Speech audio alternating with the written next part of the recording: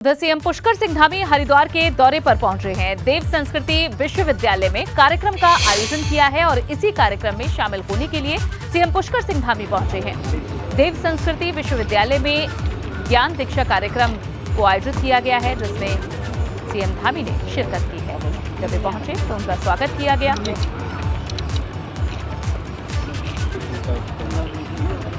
कोटद्वार में सुखरो नदी पर बना पुल धंसने को लेकर कांग्रेस कार्यकर्ता प्रदर्शन कर रहे हैं। इसी को लेकर कांग्रेस कार्यकर्ताओं ने सरकार के खिलाफ नारेबाजी की। कांग्रेस का कहना है कि मानकों के खिलाफ खनन करवाया गया, जिसका नतीजा ये है कि पुल धंस रहा है।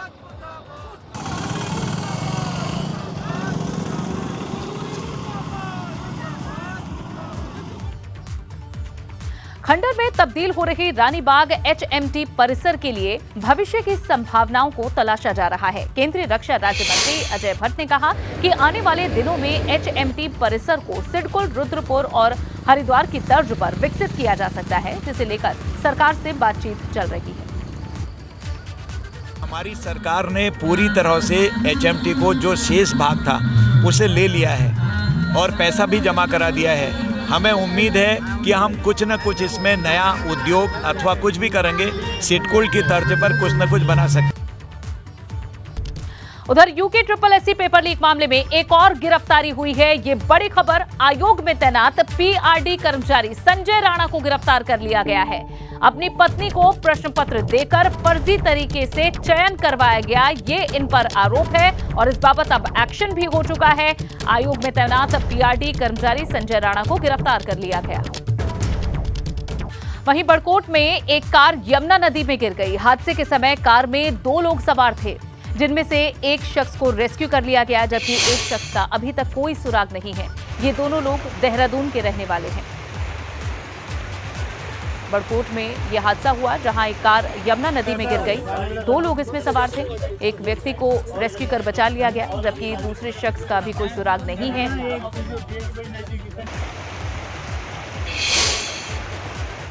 सितंबर महीने की शुरुआत हो गई है, मगर पहाड़ में बारिश लोगों की मुश्किल कम नहीं होने दे रही। उत्तराखंड में बारिश के बाद हो रहे भूस्खलन से कई मार्ग बाधित हैं, जिससे आज भी राहगीर परेशान नजर आए।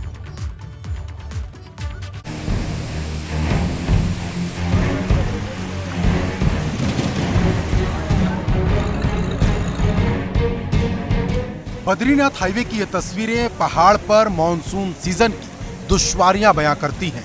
एक वाहन हाईवे पर फंसा है और कुछ लोग उसे निकालने की कोशिश कर रहे हैं।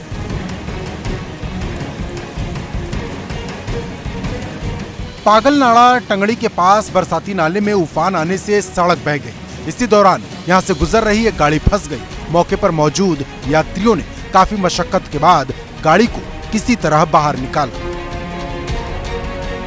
उधर पिथौरागढ़ में मूसलाधार बारिश से बरसाती नाला उफान पर आ गया। खोमती गांव में बरसाती नाले में उफान आने से ग्रामीणों में दहशत है।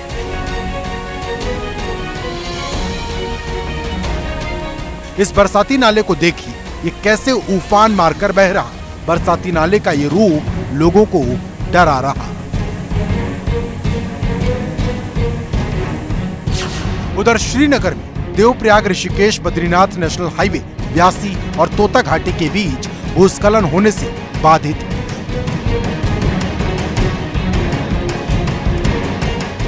पहाड़ी दरकने से पत्थर और मलबा हाईवे पर आ गिरा, जिस वजह से मार्ग घंटों तक बाधित रहा।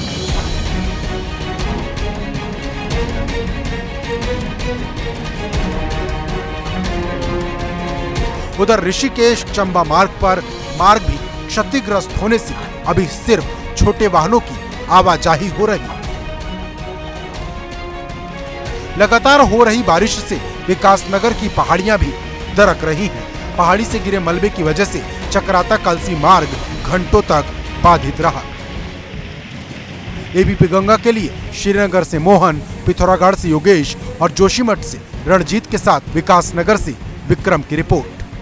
देहरादून से खबर मिल रही है, जहां ओपन यूनिवर्सिटी में भी भर्तियों पर अब सवाल उठ रहे हैं। कांग्रेस ने ओपन यूनिवर्सिटी की भर्तियों पर सवाल उठाए हैं। इसमें गलत तरीके से भर्तियां करने का आरोप लगाया जा रहा है कांग्रेस की तरफ से।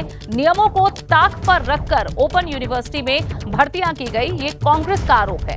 देहरादून से बड़ी खबर, ओपन यूनिवर्सिटी की भर्तियों पर अब कांग्रेस पार्टी ने सवाल उठाए हैं। ओपन यूनिवर्सिटी में जो भर्तियां हुई वो गलत तरीके से हुई हैं, ये कांग्रेस का कहना है।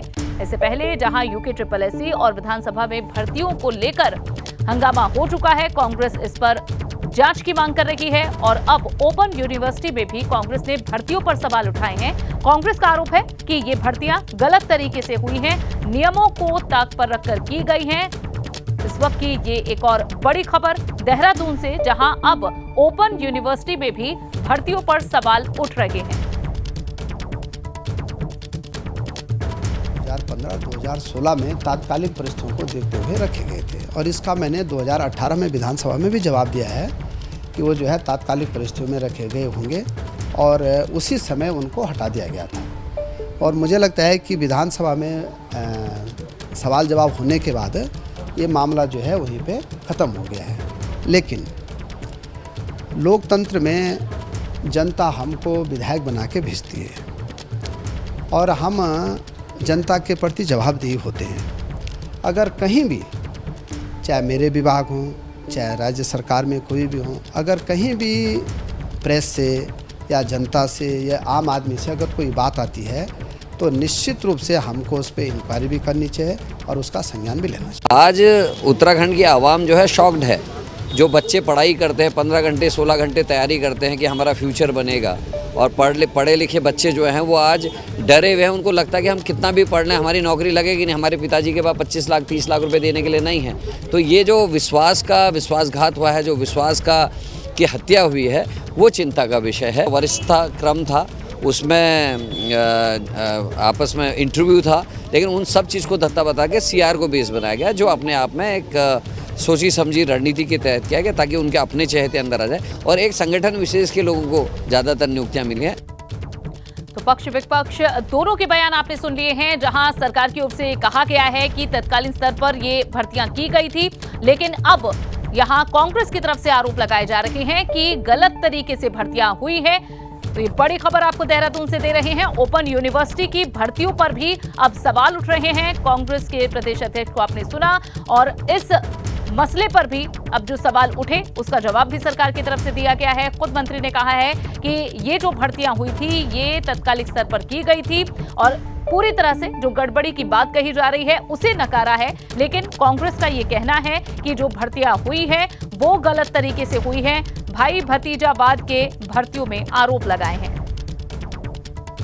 रुड़की से खबर, रुड़की के शंकरपुरी गांव में बुखार की चपेट में कई लोग आए हैं। लोगों की जांच करने अब स्वास्थ्य विभाग की टीम पहुंची है। डेंगू फैलने की आशंका के बीच लोगों में दहशत देखने को मिल रही है। गांव में कल कैंप लगाकर सैंपल लिए जाएंगे। रुड़की के शंकरपुरी गांव में बुखार की चपेट में कई लोग आए हैं और विदित त्यागी हमारे संवाददाता विनीत त्यागी ज्यादा जानकारी के साथ जुड़े हैं। विनीत, कितने लोग हैं जो इस बुखार की चपेट में आए हैं और जो स्वास्थ्य टीमें वहां पहुंची है उनका क्या कहना है? हाँ जी बिल्कुल, देखिए जिस तरह से रुड़की क्षेत्र में लगातार जो है अब जो बुखार है वो वायरल का प्रकोप जो है बढ़ता जा रहा है, लेकिन जिस तरह से डेंगू ने भी जिले में दस्तक देखी है तो उसके बाद जो जरूर रुड़की क्षेत्र के शंकरपुरी जो गांव पड़ता है उसमें काफ़ी मरीज जो है बुखार से पीड़ित है। यानी करीबन हर घर में जो है बुखार से पीड़ित लोग मिले हैं। लेकिन जैसे इसकी सूचना जो है जिला मलेरिया विभाग को लगी तो तुरंत अधिकारी जो है गाँव में पहुँचे और जो पीड़ित लोग हैं जिनको बुखार की शिकायत है उनकी जाँच जो है उनकी जानकारी जुटाई जा रही है। और जो स्वास्थ्य विभाग की मलेरिया अधिकारी है उनका कहना है कि जो है कल गांव में टीम आएगी और कैंप लगाकर जो भी बुखार से पीड़ित जो मरीज है उनकी जांच की जाएगी। जी ठीक, शुक्रिया विनीत इस जानकारी के लिए। खबर पिथौरागढ़ से, जहां ऊंचाई वाले इलाकों में लगातार हो रही बारिश से नदियां उफान पर बह रही हैं। मुनस्यारी तहसील के नाचनी में भी बारिश की वजह से रामगंगा नदी का जलस्तर बढ़ गया।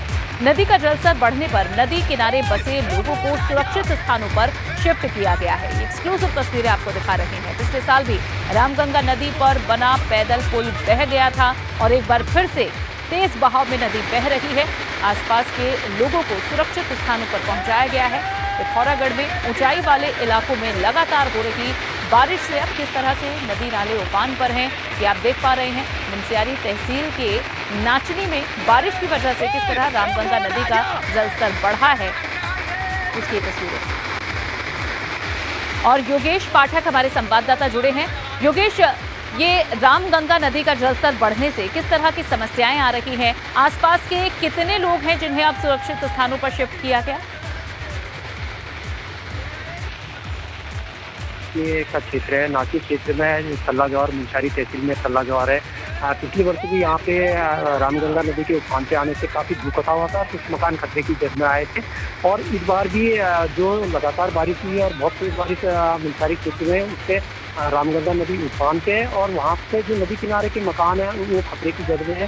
तो प्रशासन ने अभी इनको पंचायत घर में और अन्य स्कूलों में और इस तरीके से इन खतरे के स्थानों पे पहुँचाया गया है, परंतु यहाँ पे जो पैदल पुल था आवाजाही के लिए वो भी बह चुका है। और लगातार यहाँ पे रामगंगा जब उफान पे आती है सितंबर के महीने से इसका रौद्र रूप देखने को मिलता है और इससे भूकटाव के साथ साथ मकानों को खतरा होता है। हालांकि जिला प्रशासन अपनी तरफ से पूरा मुस्तैद है, वहाँ पे एसडीआरएफ एनडीआरएफ की टीमें भी तैनात है कि कोई अनहोनी ना हो नदी के द्वारा। तो इस तरीके से पूरी व्यवस्था वहाँ पे चाक प्रबंध की गई है, परंतु बिहार इस तरीके की दिक्कतें आती हैं, लोग नदी के किनारे जाने का मोह नहीं छोड़ते हैं। हालांकि लोग दहशत में हैं, रात को सो नहीं पा रहे हैं नदी के उफान को देखते हुए, नदी के वेग को देखते हुए। बिल्कुल, समस्याएं लगातार यहाँ आसपास के लोग सह रहे हैं। योगेश, शुक्रिया इस जानकारी के लिए।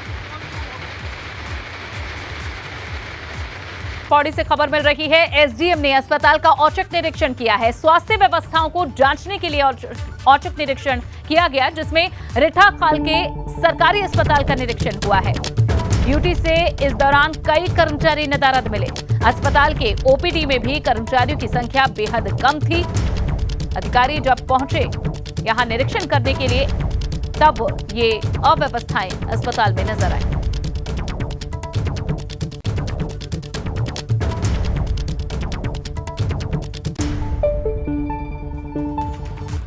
पिथौरागढ़ में नौकरी दिलाने के नाम पर एक ठगी का मामला सामने आया है, जहां नौकरी दिलाने के नाम पर ठगी करने वाले एक आरोपी को साइबर सेल की मदद से शाहजहांपुर से गिरफ्तार कर लिया गया है। आरोप है कि युवती ने पिथौरागढ़ थाने में तहरीर दी थी कि लखनऊ निवासी एक शख्स ने अस्पताल में नौकरी दिलाने के नाम पर 1.5 लाख रुपए लिए, पर नौकरी नहीं दिलवाई। के द्वारा यहाँ पिथौरागढ़ में एक लोकलाइट के साथ फ्रॉड की घटना हमारे सामने आई थी, जिसमें इस व्यक्ति के द्वारा इस पिथौरागढ़ के लोकल व्यक्ति से 1.5 लाख रुपए लिए थे, जो कि पीजीआई लखनऊ में नौकरी दिलाने के नाम पर इसने पैसे लिए और यहाँ से ये गायब हो गया था। और पिथौरागढ़ पुलिस के द्वारा इसको शाहजहांपुर उत्तर प्रदेश से गिरफ्तार किया गया है और माननीय न्यायालय इसको पेश किया। स्थित राजकीय उप जिला अस्पताल में डॉक्टर्स की कमी है। डॉक्टरों की कमी के चलते अस्पताल के 3 विभाग बंद कर दिए गए हैं, जबकि एक विभाग पर जल्द ही ताला लग सकता है। राजकीय उप जिला अस्पताल पर पौड़ी और टिहरी जिले के अधिकांश क्षेत्र की स्वास्थ्य सेवाओं का दारोमदार है।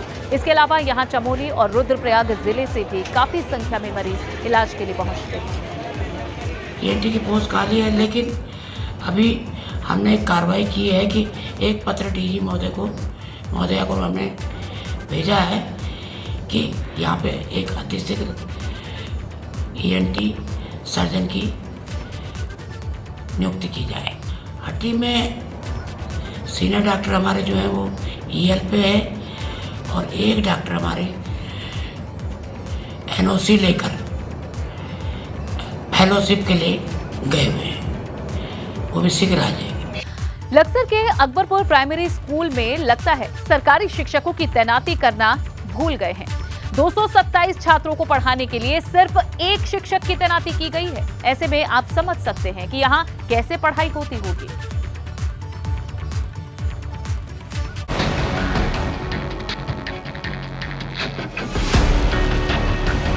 लक्सर के प्राइमरी स्कूल के बच्चे परेशान हैं। छात्र छात्राओं की परेशानी इस बात को लेकर है कि स्कूल सिर्फ एक शिक्षक के भरोसे चलाया जा रहा है। मैं तो खाली साइंस और मैथ का हूँ सर। अच्छा। हाँ, और सब्जेक्ट की टीचर सर उधर से मैडम आती हैं लंच से पहले। मैडम का नाम शर्मिला है, ये आती हैं लंच से पहले पढ़ाने के लिए। अब लंच का समय हो गया, मैडम वहाँ चली जाएगी, उसके बाद सर हम अकेले ही रहते हैं। बाकी बचे जो विषय हैं उनका कैसे होगा? उनका सर अभी नहीं हो पा रहा। इतना ही नहीं, स्कूल में मूलभूत सुविधाओं की भी कमी है। स्कूल परिसर में पानी का इंतजाम नहीं है। पानी की टंकी खराब है, जिससे कभी कभार ही पानी आता है। बच्चों को दिए जाने वाले दोपहर के भोजन की गुणवत्ता भी खराब है, जिसकी शिकायत भी छात्र कई बार कर चुके हैं, मगर समाधान नहीं हो रहा। टीचर चाहिए यहाँ पे जो, ताकि मैं पूरा सब्जेक्ट पढ़ा सके। हर 1 घंटे के समय जो हमारा पीरियड है वो लगे। यहाँ पर 2 ही सब्जेक्ट पढ़ाए जाते हैं, उससे ज़्यादा कुछ नहीं। और एक टीचर है हमारे राजेश सर जी, वो भी एक क्लास में रहते हैं तो सारे बच्चे बाहर निकल जाते हैं। स्कूल में वर्तमान समय में 6ठी क्लास में 68 छात्र, 7वीं कक्षा में 77, जबकि 8वीं क्लास में 82 छात्र पढ़ाई कर रहे हैं, मगर इन सभी बच्चों को पढ़ाने के लिए सिर्फ एक शिक्षक है। ऐसे में बड़ा सवाल ये है कि क्या सरकार सिर्फ स्कूल बनाने पर ध्यान देती है, शिक्षकों की तैनाती करना जरूरी नहीं समझती? एबीपी गंगा के लिए लक्सर से श्याम सिंह की रिपोर्ट।